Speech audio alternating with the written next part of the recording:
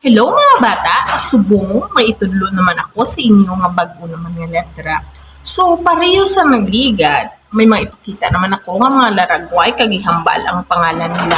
Pagkatapos, pakto nyo naman, kagihambal nyo naman kung ano ang initial sound or una nga tunog nga inyo nabatian sa ngalan sa mga laragway.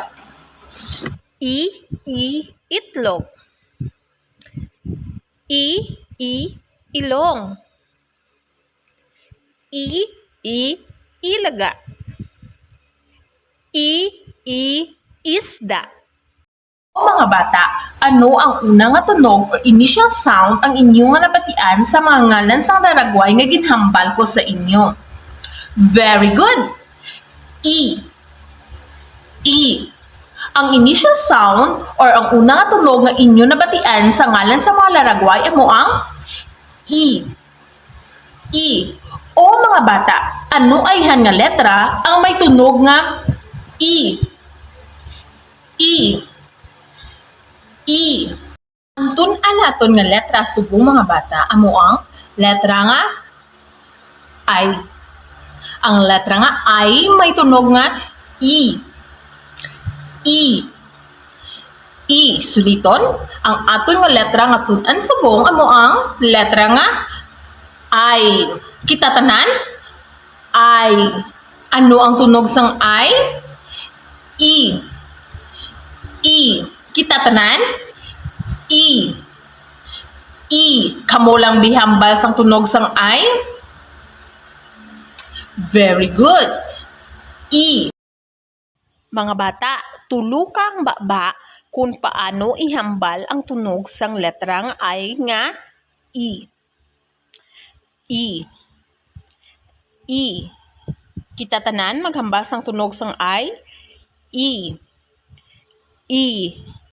Subong naman mga bata, ipakita ko naman sa inyo ang mga butang o mga bagay nga nagasugod ang ila pangalan sa letra nga I nga may tunog nga E. Ido. Ilong. Isda. Ilaga. Isa. Itlog. Subong mga bata, tun-an naman naton kung paano sulaton ang letra nga I. Paano natin sulaton ang letra nga I? Una, ang uppercase I. Halin sa asul nga linya, magkurit sang nagapatindog nga linya pakadto sa asul nga linya. Magkurit sang nagapahigda nga linya sa ibabaw. Kag nagapahigda nga linya sa idalom. Sulito nato ang pagsulat sang uppercase I. Tanan, nagapatindog, nagapahigda, O mga bata, kamo naman magsulat sang letra nga I sa hangin. Tanan, nagapatindog, nagapahigda. Subong naman mga bata, tun-an naton sulaton ang lowercase I or ang gamay nga I.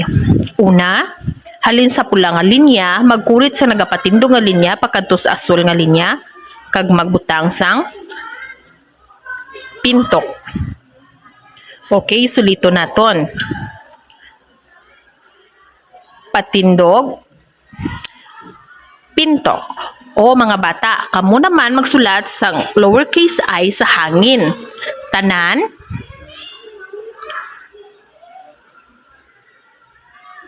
patindog, pintok. Very good, mga bata. Ato natunaan kung paano sulaton ang lowercase kag uppercase I. Subong naman mga bata, may obrahon kamo nga mga activities. Ipakita ko diri sa inyo kung paano ninyo obrahon ang inyo nga mga activities.